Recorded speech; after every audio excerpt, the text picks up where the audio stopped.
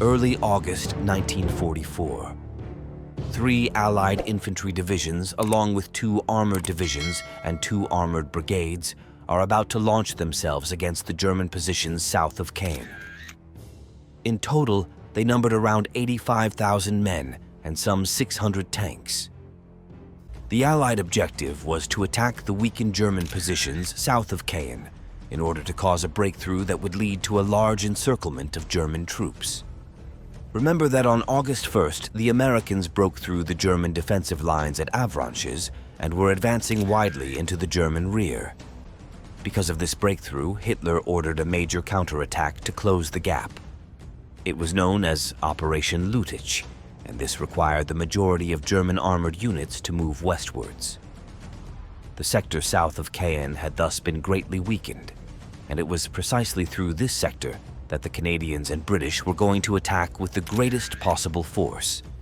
The 2nd Canadian Army Corps, which was to launch Operation Totalize, consisted of the 2nd and 3rd Canadian Infantry Divisions, the 49th Infantry Division, the British 51st Infantry Division, the 4th Canadian Armored Division, the 1st Polish Armored Division, the 2nd Canadian Armored Brigade, and the British 33rd Armored Brigade. The width of the front attacked was barely 14 kilometers from the towns of Vimont to May-sur-Orne. This sector was defended by the German 89th Infantry Division, with the 85th Division and the 272nd Infantry Division on its right. In addition, the 12th SS Panzer Division Hitlerjugend, together with the 101st Heavy Panzer Battalion, which still had some Tigers left, was held in reserve 5 kilometers behind the front. The German defenses on the central axis of Verrières had good infantry positions and numerous anti-tank guns, both 75 mm and 88 mm. Their objective was to stop any Allied attack along the Caen-Falaise road. However, they could do little or nothing against the onslaught that was coming their way. Canadian General Simons, observing the failures of previous attempts to break through the German lines, sought an innovative tactical solution. In previous offensives, artillery bombardments and infantry attacks had failed to overcome German defenses, and in Operation Goodwood, British armor made initial gains after a massive air bombardment, but then suffered heavy losses when faced with intact defenses further back. The infantry, meanwhile, failed to advance quickly enough to support the tanks, leading to their vulnerability. To overcome these difficulties, Simons proposed the first major mechanized infantry attack. To execute this plan, M7 Priest armored vehicles, originally used by Canadian and British artillery units during the landings, were repurposed and converted into armored personnel carriers called Kangaroos. These would allow infantry to move quickly alongside tanks without exposing themselves to enemy fire in open country. Before proceeding with the conversion of the vehicles, permission was sought and obtained from the Americans, who had provided the M7S. The attack would begin with a massive nighttime air raid on the 7th of August, in which RAF bombers would attack German positions on both flanks of a 6.5-kilometer wide corridor along the Caen-Falaise road. During the early hours of the 8th of August, 2 mechanized columns would advance through the corridor. To the west of the road, under the command of the 2nd Canadian Division, the 4th Canadian Infantry Brigade and the 2nd Canadian Armored Brigade would attack. To the east, the British 51st Division and the 33rd Armored Brigade would attack.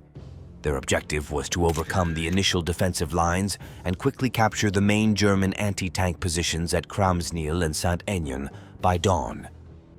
The second phase of the attack would take place immediately afterward. While the remaining infantry brigades of the 2nd Canadian Division and the 51st Division eliminated isolated German defenses in the front line, the 3rd Canadian Division and the 49th Division would carry out supporting attacks to expand the captured territory. In parallel, the 4th Canadian Armored Division and the 1st Polish Armored Division would advance through the corridor towards Krams-Nil and prepare to continue the attack to the south. To facilitate this advance, bombers of the American 8th Air Force would attack the positions where the German armored vehicles of the Hitlerjugend Division were located near Hautmesnil.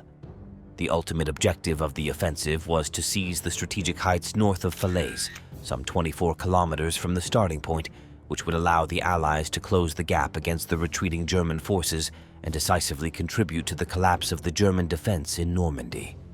For the artillery attack, the Allies prepared more than 200,000 shells. For the advance of their armored vehicles, they had stored more than 700,000 liters of petrol. At 23 o'clock on the 7th of August, the Allies began an intense bombardment of the German positions along the Caen front. 30 minutes later, the armored columns began their advance under the protection of a rolling barrage of artillery fire. However, the initial advance was slow due to the dense cloud of dust raised by the vehicles, which disoriented many drivers.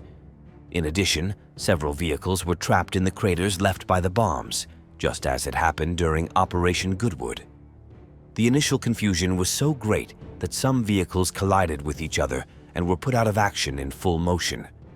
Fortunately for Kurt Meyer, who was in charge of the Hitlerjugend division and its remaining 50 tanks, he had sensed that this attack was coming and had moved his men from their position a few hours in advance. This maneuver saved them from being overrun by the more than 1,000 bombers that devastated the sector.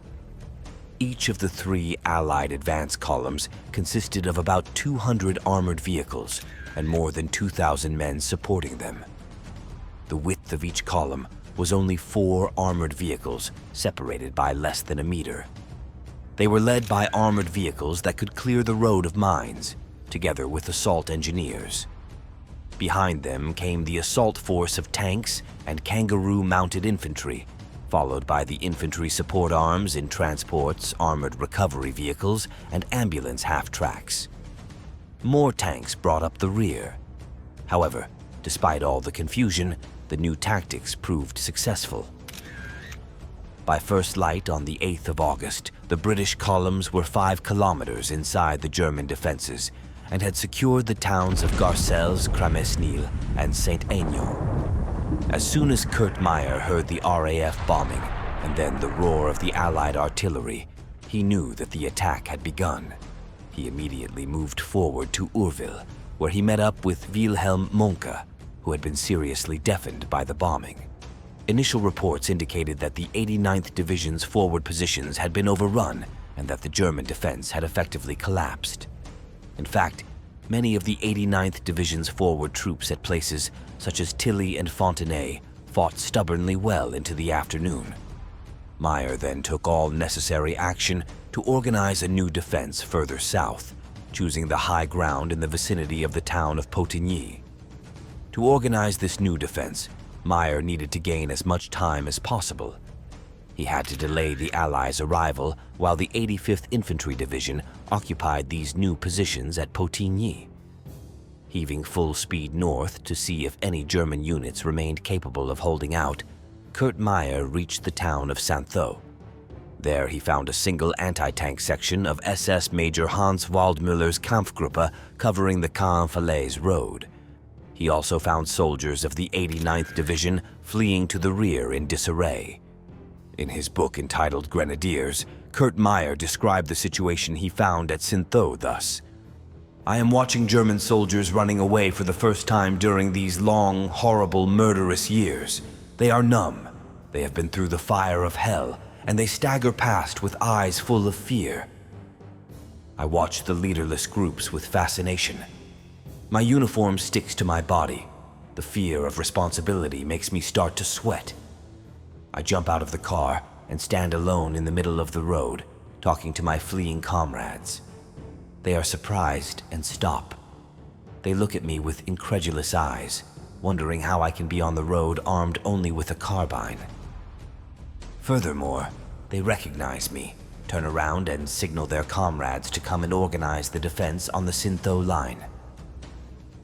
After this action, Meyer returned to Urville, where General Eberbach, commander of the 5th Panzer Army, had arrived to assess the situation personally. They were less than 5 kilometers from enemy lines. Eberbach approved Meyer's plan to stabilize the situation, and orders were immediately given for KG Waldmüller, reinforced by the 39 Panzer IV-S of the 2nd SS Panzer Battalion of the Hitlerjugend Division and Wittmann's 8 Tigers, to counterattack and seize the vital ground at Saint-Aignan. Once there, they would have to hold off the Allied onslaught for as long as possible. Due to a forecast of bad weather, which indicated that daylight bombers might have difficulty identifying their targets once daylight had advanced, the start of Phase 2 of Operation Totalize was set at 13:55 hours. By then, the bombers would have prepared the way for the 4th Canadian and 1st Polish Armored Divisions to advance to their final objective at Fontaine and the hills north of Falaise. Their essential intermediate objectives were Guvix, Hautmesnil, and Covicourt. Kurt Meyer arrived at Sintho with SS Major Hans Waldmüller shortly before the Allied bombers appeared in the sky at 12:25. He was determined to lead the counterattack himself. However, he soon decided that this was not the best option. He then ordered the counterattack to begin immediately. Just before the Allied armored vehicles began the second phase of Operation Totalize, a new bombing raid with almost 700 aircraft devastated the sector south of Sintho. One of the German grenadiers commented that it was an honor that Churchill had sent a bomber for each of them. Despite orders not to engage in any further combat, Michael Wittmann insisted on leading the attack. Kurt Meyer claimed to have shaken Wittmann's hand before wishing him luck on what was to be the last mission of the most famous Tiger ace of the war. Meyer's description of the following events was harrowing. The enemy artillery laid down concentrated fire on the attacking Panzers. Michael Wittmann's Tiger rushed into the enemy fire. I knew their tactics in such situations. Pass! Don't stop until you reach a clear field of fire. All the Panzers rushed into the steel hell. They had to stop the enemy from attacking. They had to disrupt their timetable. Speechless in the face of the terrifying Allied power, I watched an endless column of enemy bombers approach. However, far from attacking our armored vehicles, they continued south to drop their bombs on their intended targets. Then an armored engagement took place near Sintho, which managed to momentarily halt the Allies, although it was at the cost of Wittmann's death. The new Allied attempt at a breakthrough had been once again thwarted and had only served to gain a few kilometers to the south. However, General Simons ordered his divisions to reorganize and prepare to continue attacking during the night. On the other hand, the Germans were also taking advantage of the time to reinforce their position at Potigny. It took the Canadians, British, and Poles another full day to break through to the line between the towns of Estrée and Longanerie, and by the evening of the 9th of August, they were still 5 kilometers from Potigny. Their objectives for the following day were to capture the high ground at Potigny and then to attack Falaise.